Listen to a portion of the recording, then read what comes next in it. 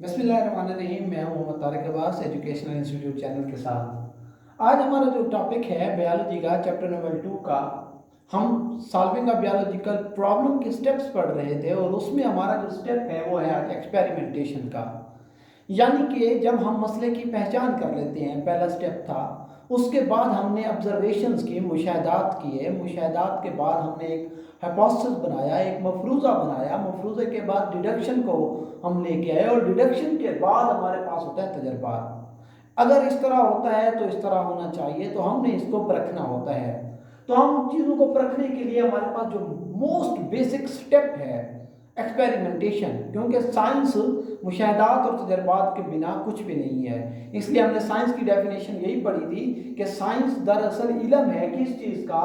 مشاہدات کا اور تجربات کا۔ لہذا تجربہ اس کا بہت ہی بیسک سٹیپ ہے، بنیادی سٹیپ ہے۔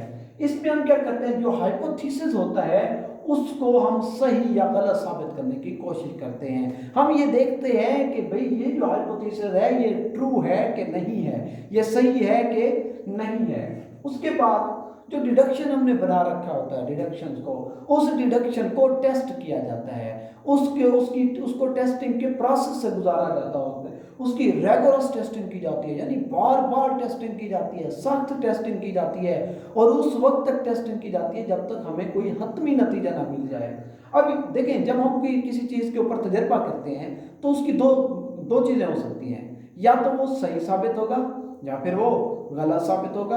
اگر وہ صحیح ثابت ہو جائے گا تو ہم اس کو ایکسیپٹ تو کر لیں گے، لیکن اس کو بارہا انہی تجربات سے گزاریں گے، بار بار تجربے کر کے اس کی حتمی درستگی کے بارے میں جب تک یقین نہیں ہو جائے گا تب تک ہم اس کے اوپر تجربات کرتے رہیں گے اور پھر اس کو ایکسیپٹ کر لیں گے۔ اور اگر یہ انکریکٹ ہوتا ہے، صحیح ثابت نہیں ہوتا، تو ہم اس کو ریجیکٹ کر دیتے ہیں، اور ریجیکٹ کرنے کے بعد دوبارہ ہم ہائپوتھیسس کی طرف جاتے ہیں اور ایک نیا مفروضہ بناتے ہیں، کیونکہ پہلے والا مفروضہ اگر غلط ہو جائے تو پھر نیا مفروضہ بنا کر دوبارہ اس پروسیس میں ہم آتے ہیں۔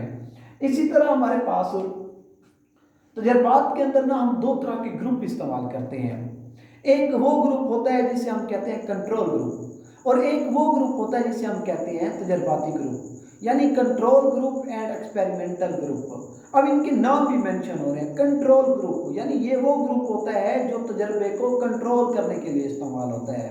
کنٹرول کرنے سے مراد یہاں پر یہ ہے، ہم دو گروپ بناتے ہیں۔ ایک گروپ ایسا ہوتا ہے جو صحت مند افراد کا ہوتا ہے، ایسے لوگوں کا ہوتا ہے جو بالکل صحت مند ہوتے ہیں۔ دوسرا گروپ ہوتا ہے بیمار لوگوں کا، بیمار چیزوں کا، یا وہ گروپ ہوتا ہے جس کو ہم نے پرکھنا ہوتا ہے۔ ایک وہ ہوتا ہے جسے نہیں پرکھنا ہوتا، بالکل ٹھیک ہوتا ہے۔ ایک گروپ وہ ہوتا ہے جس میں کوئی مسئلہ ہو اور اس مسئلے کو جانچنے کے لیے اس کو پرکھنا ہوتا ہے۔ اب جس کو جو صحت مند ہوتا ہے اس کو ہم کنٹرول گروپ کہتے ہیں۔ کیوں؟ کیونکہ اس گروپ کی مدد سے ہم بیمار گروپ کا موازنہ کرتے ہیں۔ لہذا کنٹرول گروپ کیا ہے؟ Group of perfectly all right members, بالکل صحت مند لوگوں کا group, being used for comparison, جس کو کمپیریزن کے لیے استعمال کیا جاتا ہے with sick are infected are experimental group, یعنی یا تو وہ بیمار یا متاثرہ یا پھر ایکسپیریمنٹل گروپ کے ساتھ موازنے کے لیے جو گروپ استعمال ہوتا ہے اسے کنٹرول گروپ کہتے ہیں۔ اس کے علاوہ دوسرا ہمارے پاس ہے ایکسپیریمنٹل گروپ۔ ایکسپیریمنٹل گروپ میں کیا ہوتا ہے؟ دیکھیں، وہ جس کے اوپر ہم تجربہ کر رہے ہیں، جس چیز کا مسئلہ حل کر رہے ہیں، جس مسئلے کو حل کرتے ہیں، ان کا جو گروپ ہوتا ہے اسے ایکسپیریمنٹل گروپ کہتے ہیں۔ اب ایک مثال دیتے ہیں۔ ہمارے پاس دو طرح کے پلانٹس ہیں۔ اب ہم نے ان پلانٹس میں یہ دیکھنا ہے کہ کاربن ڈائی آکسائڈ کا کوئی فائدہ ہوتا ہے پلانٹس کو یا نہیں ہوتا۔ ہم کیا کریں گے؟ ہم دو پلانٹس لیں گے، ایک میں ہم دیکھیں گے کہ ایک پلانٹ کو ہم کاربن ڈائی آکسائڈ دیں گے، ایک کو ہم نہیں دیں گے۔ اب جس کو دیں گے وہ ایسے سمجھے وہ عام حالات میں بھی لے رہا ہے پودا، عام حالات میں بھی پودا کاربن ڈائی آکسائڈ لے رہا ہوتا ہے، تو ہم اس ایک کو تو وہی ماحول دیں گے جو قدرت اس کو دے رہی ہوتی ہے، تو وہ ہمارے پاس ہوگا کنٹرول گروپ۔ دوسرے کو ہم کاربن ڈائی آکسائڈ نہیں دیں گے۔ جب دوسرے کو ہم کاربن ڈائی آکسائڈ نہیں دیں گے اور ایک کو دیں گے تو پھر ہم دیکھیں گے کہ کاربن ڈائی آکسائڈ نہ ملنے کی وجہ سے پودے کے اوپر کیا فرق پڑا ہے۔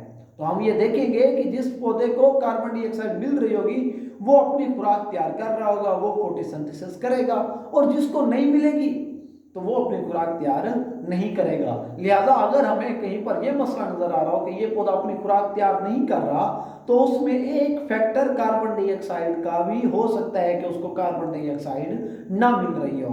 तो मतलब ये है कि इस तरह हम हमेशा, जैसे मिसाल के तौर पर अगर हमने कोई शख्स बीमार है और दूसरा शख्स है वो बीमार नहीं है और दोनों एक जगह पर रहते थे, तो हम उनके ऊपर तजर्बा करना शुरू कर देंगे कि आखिर क्या वजह है, दोनों एक ही जगह पर रहते थे तो एक बीमार हुआ एक नहीं हुआ। या हम कहते हैं ना कि एक क्लास के अंदर इतने बच्चे पास हुए, ये बच्चे फेल हो गए, फिर हम उनके दरमियान मवाजना शुरू कर देते हैं कि ये अगर फेल हुए हैं तो क्यों हुए हैं, उनका मवाजना उनके साथ करते हैं जो फेल नहीं होते, जो पास हो जाते हैं। फिर हम देखते हैं इनको कौन सी प्रॉब्लम थी, कौन से मसाइल थे, कौन से फैक्टर्स थे।